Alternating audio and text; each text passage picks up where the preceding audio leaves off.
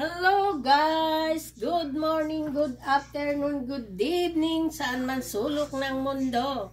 Eto guys, nandito na naman po si Madam Lisa. Today po, magluluto ako ng mussel, ng tahong. Ayan po. Tahong po ang lulutuin ko ngayon with french fries. Nagluluto na po ako dito sa loob ng oven ng french fries. So, ngayon guys, papakita ko po sa inyo yung ibang recipe ko naman ng tahong. Meron po tayo ditong cooking cream, garlic, at white wine. Meron din po tayo ditong parsley na chinap-chap ko na at green onion. At meron din po akong lalagyan ko po siya ng mushroom, bell pepper, green at red. So, let's go guys. So, iinitin ko na po itong aking kaserola. Titignan ko po ang aking french fries.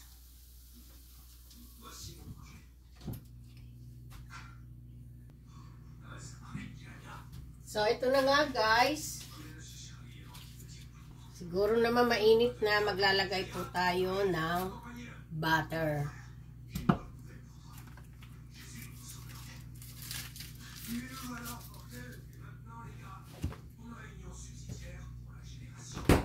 Hindi po ako maglalagay dito ng onion kasi ibang recipe naman po ito.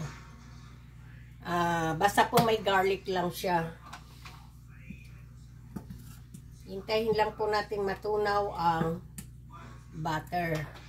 Ayan po.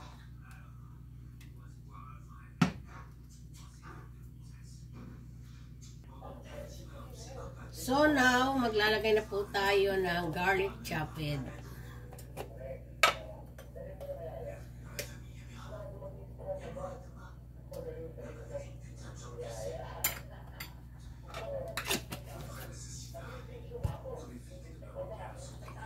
Ihintayin lang po natin na mag-brown yung garlic kasi mas masarap po siya pagka medyo crunchy.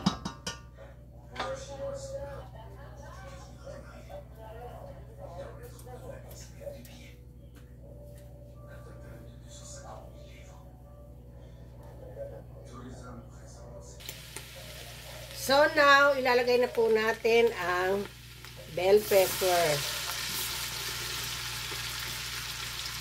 Ang bango po ng garlic with butter.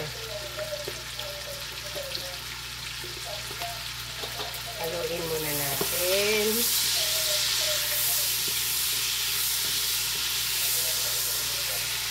At ilagay na rin po natin ang ating mushroom.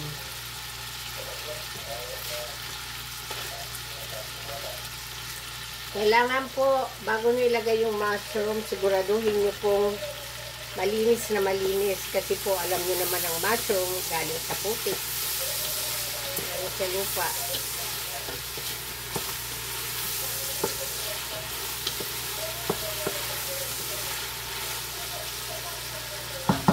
Lalagay na po natin ang ating wine. Hindi po natin ito uubusin. Nasa sa inyo po yan kung gusto niyo ng maraming wine. Pero kung may mga anak po kayong kakain, kaunti lang po. Pero kami naman, wala naman pong baby dito. Yun. Kalahati lang po. Tapos po, ilalagay ko na ang cooking cream.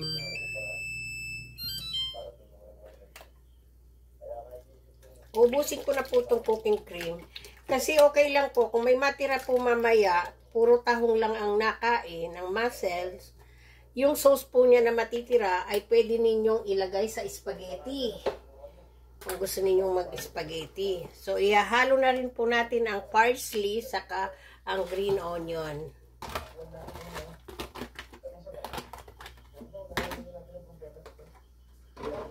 Maglalagay po ako ng konting salt.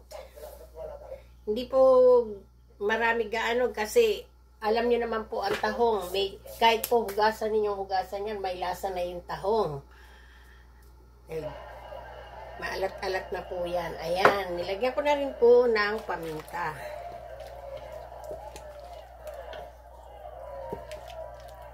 Hintayin ko lang po siyang kumulo para ilagay ko na po yung mussels. So, dahil po kumukulo na siya, ilalagay na po natin ang ating tahong. Hindi ko po alam kung ilang kilo itong binili ng asawa.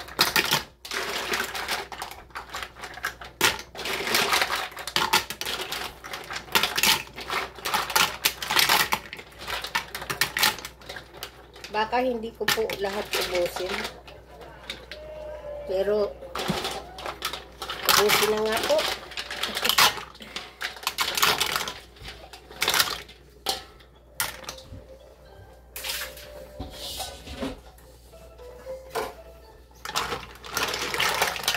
So, ayun na nga po guys. Hintayin po natin siyang bumuka.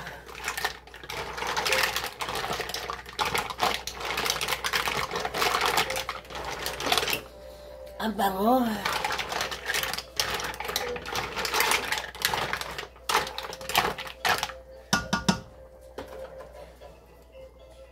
Ayan po guys. Ang ating tahong.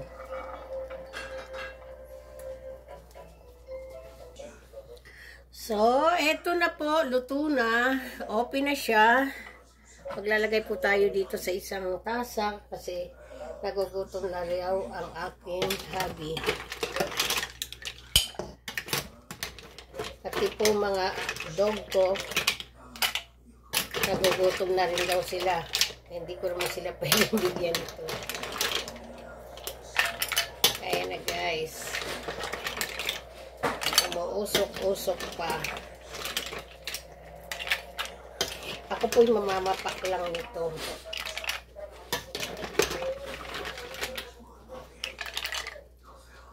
So, eto na po guys, ang mussels recipe ni Madam Lisa with French fries. Ayan po. So guys, bon appétit! Tulmon! So, eto na. At ang aking fish dorade. Yan po ang aking food. Fish dorade. At may French fries pa pong natira doon. So, bon appétit! Don't forget, Madam Lisa.